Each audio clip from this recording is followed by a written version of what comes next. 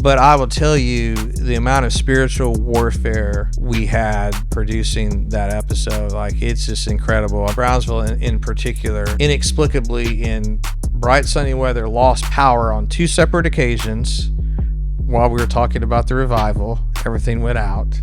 And it's on film. And there were a lot of other things too, for the local church and worship teams. It's just, you're not going to, if you do something meaningful for the kingdom of God, you're not getting a free pass for that. The enemy's going to have a response. The new generation arises. Sometimes it can be easy to forget what God has done in the former generations. And I think God is really emphasizing honor. This was birthed out of honor. You're honoring the person that impacted your life so much. And then you're also honoring the moves of God from that era and the songs that were birthed in that era, and how we're honoring this generation. That doesn't mean that, just because it happened in the 90s, God still doesn't want to use it today.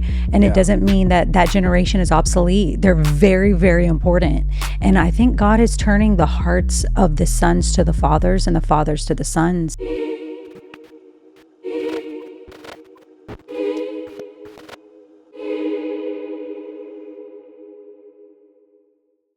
Welcome back to another episode of Protect the Altar podcast. And here today, I have someone very special all the way from Nashville, Tennessee. We have Chad Gentry with 90s Worship Night. Chad, it is so exciting to have you here in person. Well, thank you so much. It's exciting to be here, Deborah. And as we were just saying, couldn't be more excited for what's going on with North Palm Worship. That's right. And we're excited about what God's doing with 90s Worship Night. And as well, we are having a live worship night here with 90s Worship Night and North Palm Worship and Paul Baloche.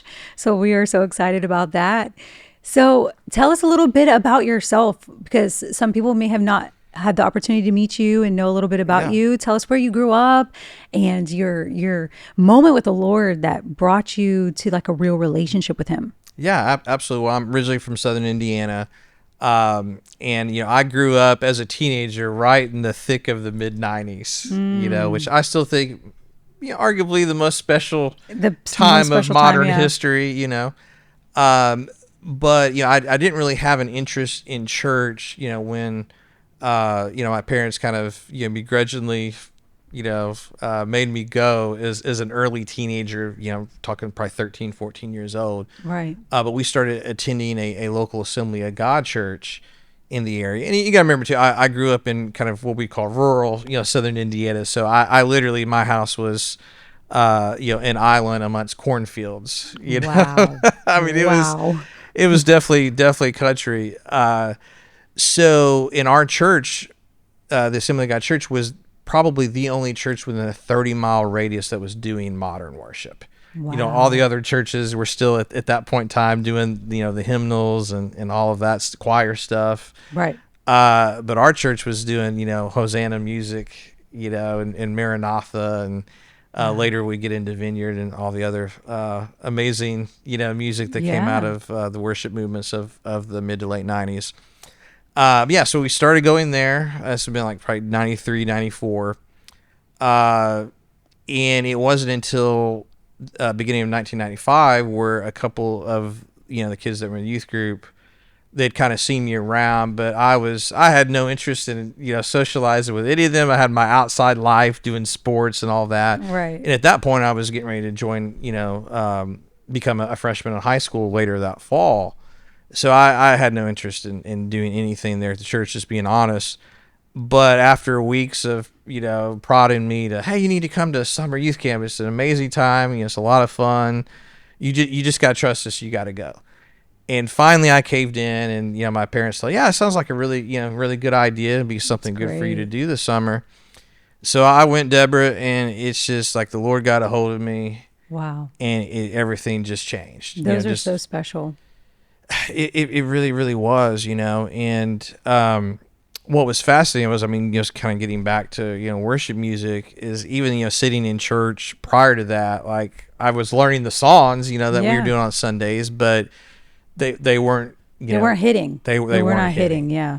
And after that youth camp experience, it was just completely different. Then all of a sudden those same songs hit. They did. It's just crazy how that happens. It's a heart thing. Absolutely. And to the point where I'm like, well, I think the Lord is calling me to, be involved with worship, which I didn't really know what that looked like or how that would even, occur at the time. because really all I had been doing up until that point was just kind of messing around on guitar. Right. I wasn't even singing. I didn't even start singing until college, funny enough.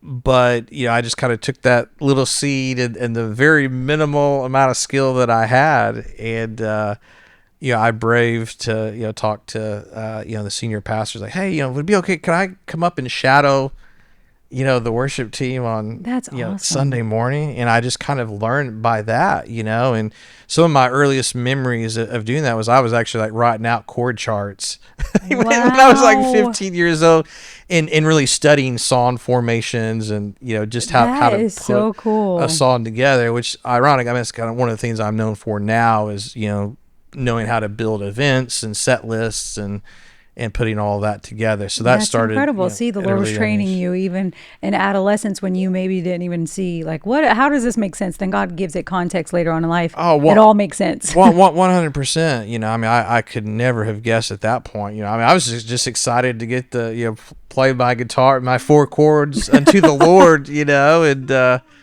then I became friends with some of the other folks on the worship team, and it just so happened they were all involved with the youth group. So next thing I know, we've kind of formed like this little worship, band in our youth group. Wow. And you got to remember, like, we weren't that good. I mean, we were serviceable, but back then we were serviceable, but no one was doing it back then. Right. So, I mean, we were literally getting calls. Like no social media either. Like there was nothing, and so word of mouth was just getting out. So, I mean, we were traveling with like a 3 or 4 state radius, doing like these worship nights, like youth nights and youth nights. Wow. Yeah. So I'm here, and I was the youngest in the group. So, I mean, I was like literally like 16, 17 years old. Wow. We were taking the church van out and just wow, going so far fun. and near, So it was really at that point I kind of learned what worship ministry was, at least from an evangelistic standpoint. Yeah, that's amazing. And I was very fortunate at that same time was when a lot of now what we look back as 90s worship, being, that's when all those records were coming out. Obviously the Brownsville Revival with Linda Cool, all the Brownsville worship stuff.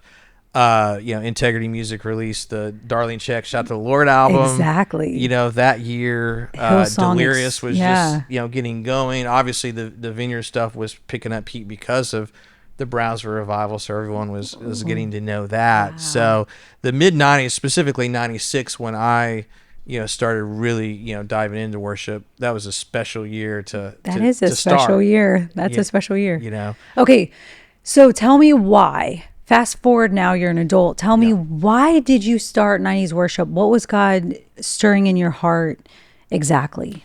Yeah, well, I mean, it definitely wasn't a preconceived notion, and I've had a lot of people, just make an assumption that I've talked to that this is a passion project. I'm like, I am passionate about the subject matter. Do not get me wrong. He knows every fact about 90s worship. He knows every fact.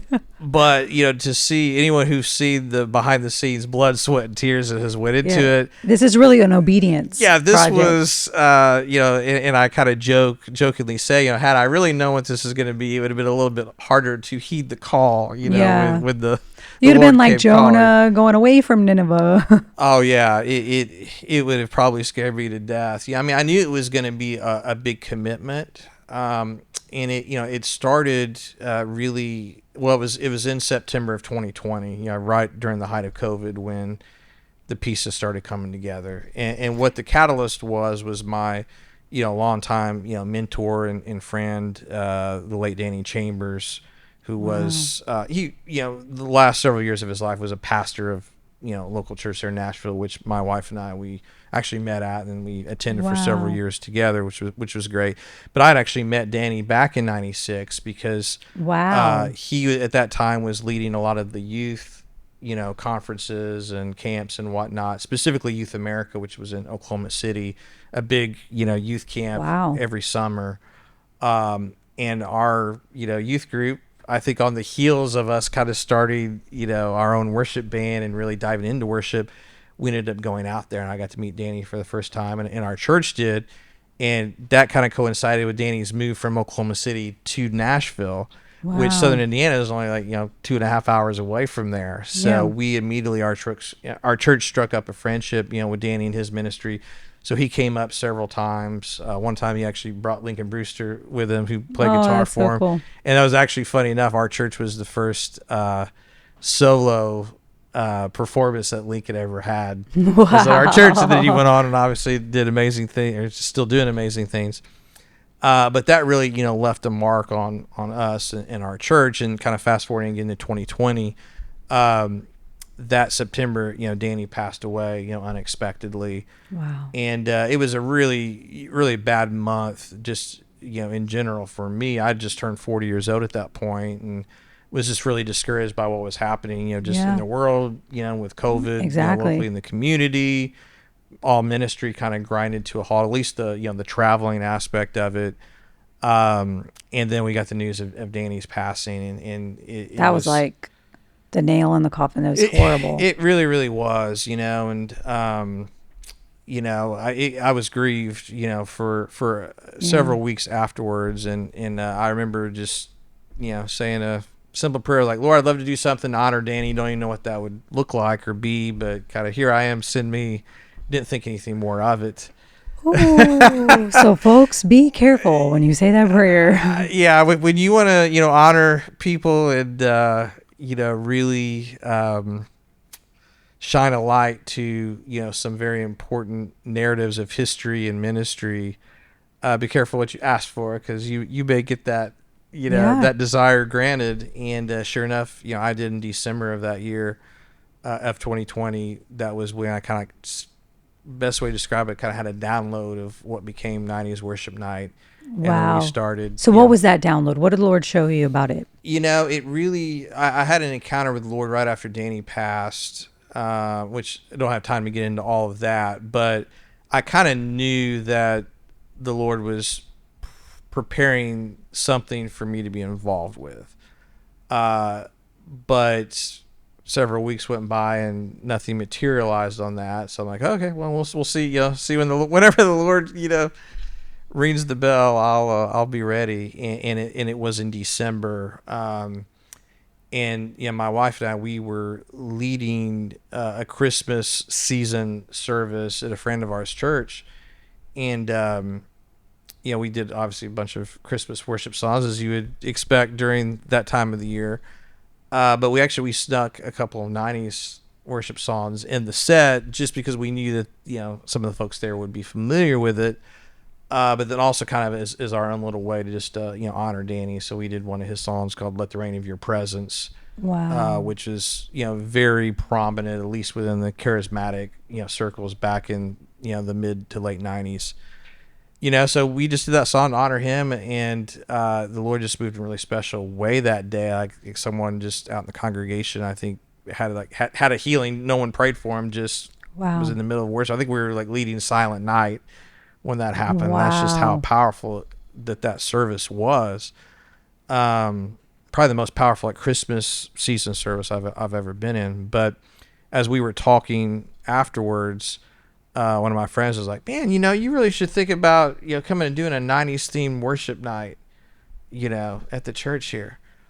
And I kind of like, oh yeah, that'd be really cool. And then, later at lunch, it was just like, hit me like a bolt of lightning. Like that was the Lord's starting to reveal what he's wanting us to do.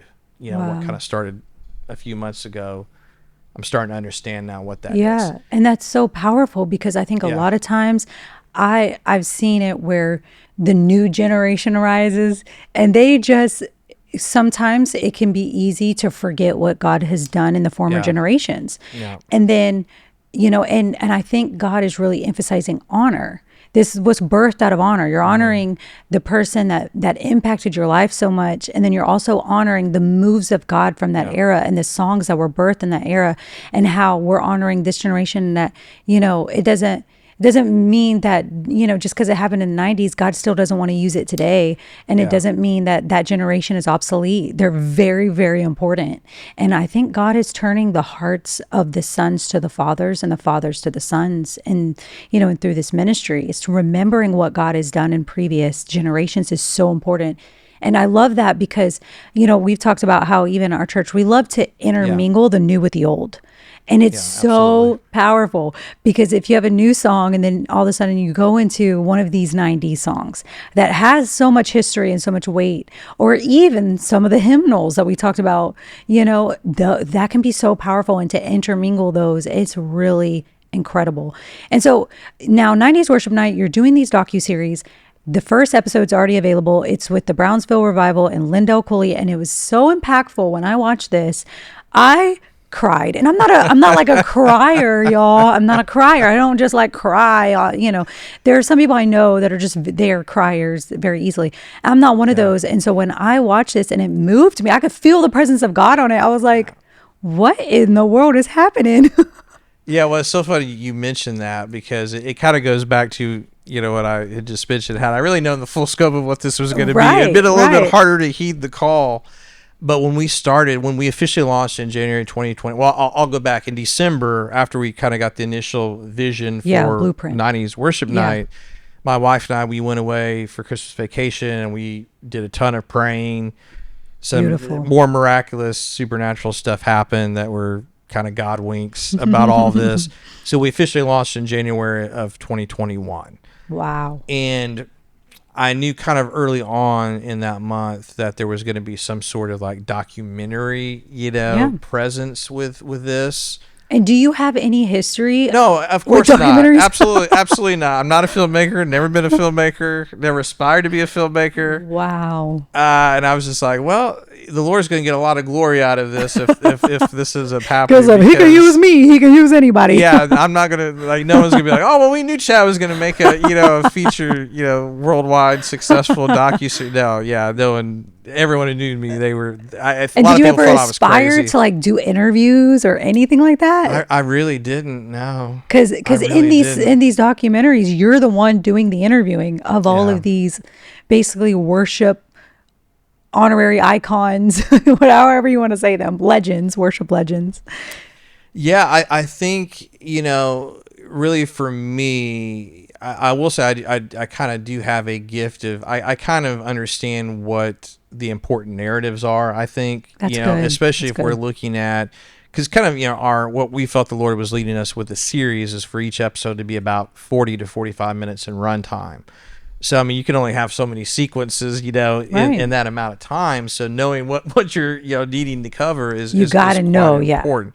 You got to know. And I'll tell you too, Deborah, I'd heard a filmmaker say that did, documentaries, and it really stuck with me. They're like, if you end up with the same story at the end that you wanted to tell at the beginning, you weren't listening along the way. Really meaning you're going to uncover so much. If you pre-plan stuff, then you're not going to discover new things. And really understand through the interviews new information, or maybe you might recalibrate, what the most important narratives were. Yeah, because you discover something new. Wow, that's so powerful. And in episode 1, that's what happened. You mentioned, I mean, there were a few things. I knew a lot of what we talked about, but there were a few things that I had no idea. Was one of those things the story behind "I Need You More"? Yeah, that was definitely special. One of them. And I remember when Lyndall told that to me, I'm like, oh my gosh, like that's in the docuseries. I was like, we got to track Bruce Haynes down and get. Whoa! So for those who haven't watched it, first of all, go and watch the first episode of that docuseries about the Brownsville Revival and what God did from 1995 on several years later. And so, out of that, Lindell Cooley, the worship leader, co-wrote a song with a friend who was really battling and really struggling, and it's "I Need You More," and we still sing it oftentimes at church today. Very powerful song. And so that came out of that movement, and the story behind the song of "I Need You More" literally moved so many of our team to tears. We're like, whoa, God is so good. That song is so powerful today, and you would never know. You would never know unless you know. Exactly, because that was back in an age, the pre-internet age. So I mean, you didn't have all the social media going around and all these interviews and no podcasts and all that. But you could feel the power on it. You could. You knew that there was something special about that especially song, the line, "I never want to go back to my old life." Yeah, that was my favorite line Nobody. as well. And Bruce actually, he wrote that about the situation. Life. Exactly. He never wants to go back to his old life and what he struggled with. And so that is incredible. Oh, incredible. It was wild. And I remember, I ended up, Lyndall got me in touch with Bruce because, Bruce lives near the, Branson, Missouri area. And it was so funny because we got it set up and I had a million things going on. I was like, man, I got to find a videographer just remotely to go over there and film this, and I'll jump on Zoom. So I was just like, Lord, just show me who I need to call her to get this done. Wow. And within 10 minutes, I found the guy. I called him. I said, this is going to sound really weird, but I'm working on this Christian, faith-based docuseries. I think I get the feeling that you're probably a Christian as well, and I need you to do an interview for me. This guy was like, who are you? What are you talking about? You got the feeling that he was a Christian? Yeah. Okay. And so he was definitely freaked out. So then he was a little bit. Okay, but was he a Christian? Yeah, he was, yeah. So your feeling was right. Yeah. And again, it just, the Lord's led all the way. So what you're saying is we have to be led by the Spirit, and it may be a little bit not normal sometimes, but it produces such great fruit. Yeah. And it produces such great results for the kingdom. Yeah. So then you track down this guy, he's your videographer, you're doing the Zoom now interview with Bruce, which is so crazy because now that you say that, I remember the single shot, and I think he was in front of a bookshelf. And it was so cute, and I loved how you did that because I actually loved that it wasn't the same type of interview setting as with Lindell because I felt like it changed it up a little bit. Yeah. It was kind of cool just to have his perspective jump in. So it's like God even made it even more cool for the... It was all the Lord, and if I would have had my own druthers and had, a huge budget, we'd have flown everyone in and got this real fancy place. But again, it's just...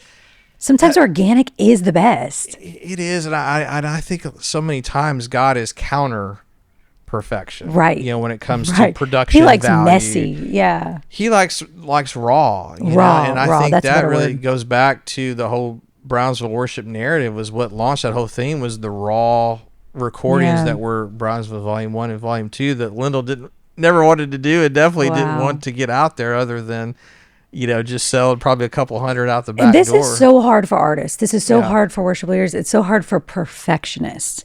But that is a revelation right there, is that the Lord loves the raw, the real us, the real worship, the real sound, not trying to manufacture something or sound like other people or trying to, this is the modern sound. Let's just, implement that. It's like, no, what is your sound? What is God pulling out of you? Yes. And that makes a huge difference. Yeah, 100%. And I do think that was one of the special things about the 90s period was there was so much diversity with sound. You have Ron Canoli, you have Paul Baloche, you have Darlene Check and the entire Hillsong movement, and then you have Delirious. Talk about all the different sounds. And plus, there's so many more that we could name. And you probably know every one of them. Quite a few of them. We're hoping to do episodes on many of those, so we'll see how the Lord leads. Well, which, by the way, you have another episode that is in production. Tell me about that. I cannot wait till that's out. Hopefully, when this airs, maybe it will be either out or close to being out. But but episode 2 is going to be about Darlene Check and the origin of "Shout to the Lord," both the song and the album, which became the Integrity Music title of 1996 that, in my opinion, was the most important worship album of the 1990s decade. Wow. Yeah. As far as its influence and its long-standing impact. It has had a long-standing impact. Even that song, and which I love that she wrote that song right out of Psalm. I'm like, scripture, y'all. When we write from scripture, it just hits different. It just hits different. And so she was just doing that, and she wasn't trying, to make it, globally.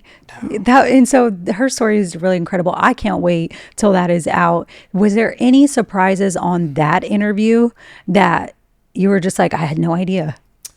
Because you know a lot of information. Yeah, I pretty well knew the metamorphosis of Hillsong worship, going from, because I think a lot of people a lot of people only got on the bandwagon kind of during the Hillsong United, you know. That was a good bandwagon, though.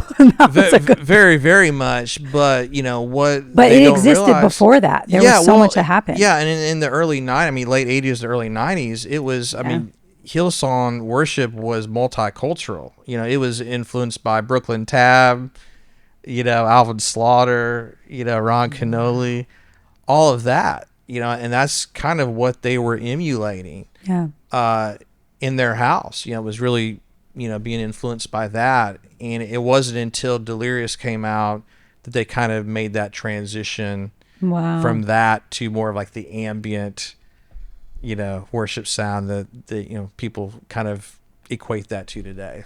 Wow, that's incredible. So that I already knew that, but I think a lot of the viewers will find that fascinating. Yeah. You know, I think, you know, although I kind of knew the story behind, you know, Darlene leading that integrity project, I didn't really know some of the, you know, nuts and bolts of the behind the scenes, which I don't want to spoil because people need to watch it, but that was really fascinating. And I immediately knew, you know, as we were getting into that subject matter, I'm like, this is going to kind of be the centerpiece sequence of the episode, you know, that we build around. And I'm really excited about it. I think there'll be a lot of tears shed for episode 2, just like there was episode 1, you know. And again, that's all the Lord, you know, just moving. And when God's through. in it, it just there's an eternal thing that you're connected to, that you're just like, this is definitely the Lord, and you feel it, and that's so exciting. I love that. I love what you're doing, and I love that you're doing it uniquely and by the Spirit. Like, it's not like you don't have everything calculated. We're just like, we're gonna, you know, make this much money and, you know, all this stuff, and you're literally, you're just being obedient to the Lord, and you're making it happen. You're being persistent. I love that. And so what I wanted to, you know, finish this conversation was also like how you were personally impacted from Brownsville. So you mentioned to me that you went in 97. Yeah, you know, I didn't have any like crazy experience there, you know, but that really makes sense. But you got to witness everybody's crazy experience. Well, yeah, that plus I do think, I mean, because of what we're doing now with 90s Worship Night, I think the Lord let me go there back then to just be a casual observer. Yeah, because that's not normal. Not everybody your age and at that time got to go all the way down to Florida. You're from Indiana, go all the way down to Florida. You know, not a lot of people. So that was a very cool thing that the Lord allowed you to do. Yeah, it was wild. And I mean, and I tell people, like, I'm not saying that revival won't happen again, but it's not going to look like that. Like, that was that was a once in a generation type of phenomenon, to where you know, in a lot of things, it was lightning in a bottle. I mean, culture had to be in a certain place. Yeah. That it was. The church had to be in a certain place. So, you know, you couldn't recreate the conditions that made Brownsville, but just to, again, you know, to think about a small, you know, I mean, Pensacola is not a small city per se, but back then it was definitely smaller. It was smaller, and, you know, they were just kind of in a, you know, little pocket of Pensacola where the church was at. And it was just a normal Assembly of God denomination church. Wow. You know, I mean, probably bigger than most at that time period, but you had 4.5 million people in that 5-year period, they estimate, walk through those doors. That's incredible. You know, and it's not like some large mega church. No, I think it fit like just a little over 2,000 in the main auditorium. Wow. You know, to the point where they constantly had like the cafeteria and the other overflows just completely filled.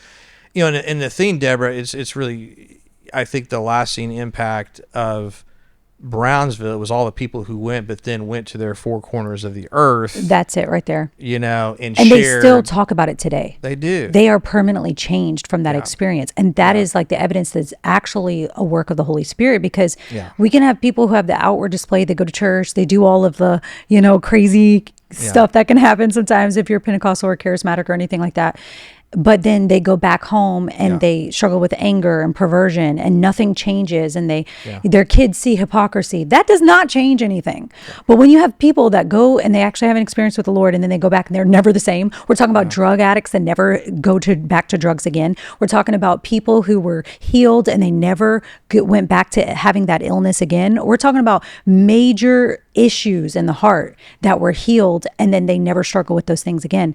That is incredible. And that is what God's still doing today. Oh, absolutely. And I entered into, us producing the episode, about Brownsville worship.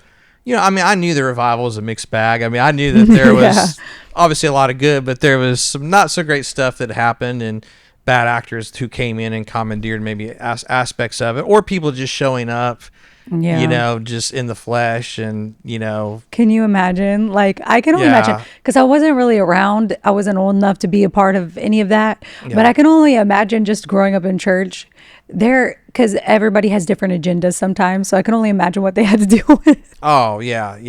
So I kind of went in, and I was really curious to see where the conversations would go.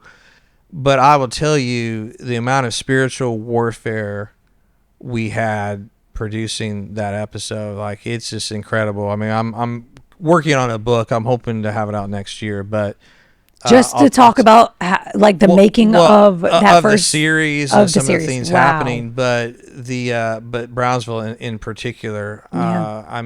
We inexplicably, in bright sunny weather, lost power on 2 separate occasions while we were talking about the revival. Everything went out, and it's on film. And there were a lot of other things too. Just to the point, I was talking to Lyndall about it afterwards, And what did he say? That was just another day for him. Another day.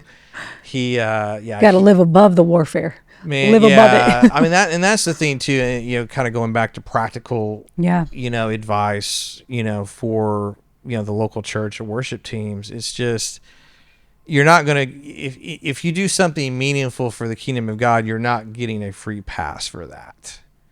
The enemy's gonna have a response to it, you know. But for me, we see that in the life of Paul. and you can take it. Is it frustrating at times? Is it painful? Absolutely. Yes. We could talk 30 minutes. I can tell you the stories of what we've experienced, but it almost makes me want to go harder and encourages me that we're on the right path. Exactly. Because you're actually doing something. Yeah. It's like the enemy showing his hand to a certain degree. Because if nothing happened, I would sit back at night and be like, are we completely barking up the wrong tree here? You know? Right. But it's through, that warfare directly against this. I'm like, okay, maybe there's something about Brownsville that the kingdom of darkness did not like and does not want people reminded of. In the sound of the worship and the purity of it. And then also with Darlene and the purity that she carries as well. And you are, like you said, sharing a narrative that a lot of people don't even know about. Yeah. So it's really powerful. So I thank you so much for this conversation. This has been so encouraging. And I hope you guys go back and watch that first episode, and then make sure you catch the second episode with Darlene. It's going to be amazing. And then also now we're going to go to our next segment, which is Praise or Pass. We're going to just stress Chad out over here. We're going to watch a viral video, and we're going to get his reaction, whether he would praise it or pass it. Oh, goodness.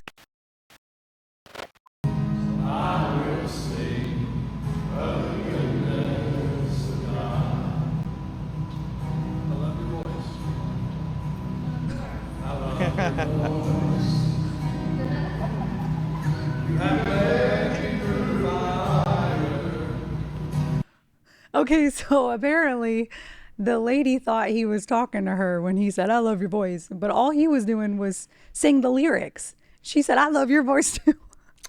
Yeah, the things that can happen during acoustic worship. Especially acoustic, yeah. And it looks like it's in a gymnasium. So yeah. Acoustic is always interesting because, like I said, you got a full band rocking, that stuff. Oh, you'll never hear it. You'll never hear it. But acoustic, they're going to get it in. They'll get it in, and it's their little phrases. Yeah, well, it's kind of like sometimes church can be almost like you'll see like a bar and a grill, somebody will be doing acoustic cover music and people will just be yelling out stuff.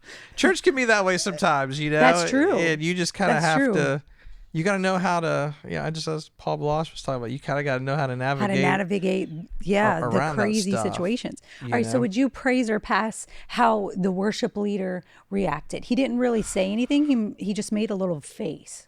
Yeah, I mean, I think he did about as much as you could do. Yeah. So we praise that. We think he handled that very well. I think if it would have been during a more upbeat, joyous song, he could have maybe had a little more fun with it. Right. But yeah, you're seeing goodness of God, man. That's some heavy stuff. You gotta be. I think he was a little taken aback too, because when he said it and then he heard, "I love your voice too," it like registered to him that she thought, because apparently he looked over that direction where she was, so it makes it even more confusing.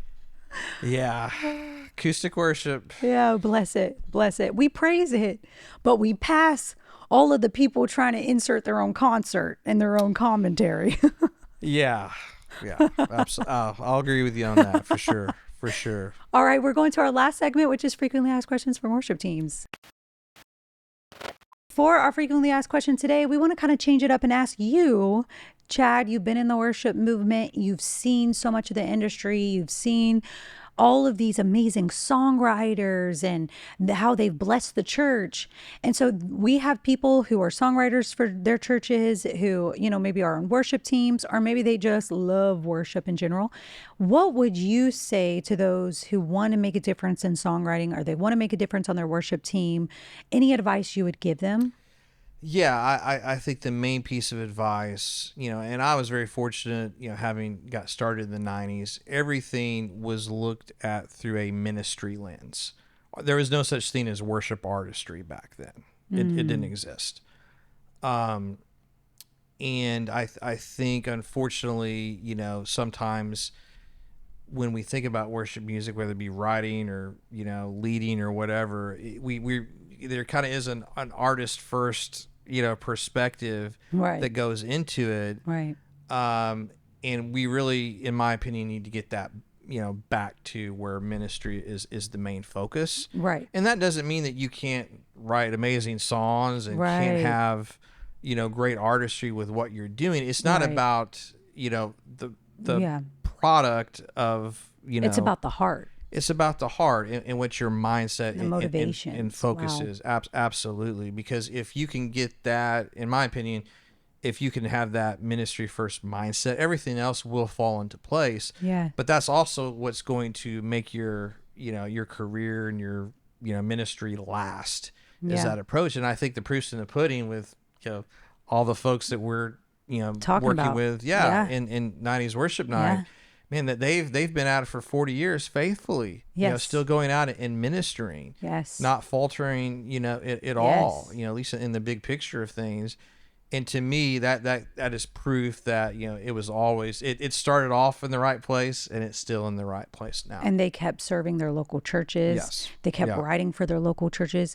It wasn't like, oh, now that I have this #1 on CCLI or whatever it is, now that I have this global phenomenon of a song and a movement, now all I'm going to do is travel. I'm not going to serve my local church. And all of the ones that I have seen, they stayed faithful to their local church. And that's what made a huge difference too. Yeah, absolutely. It's not like, let me just do this gig at my local church until a bigger gig.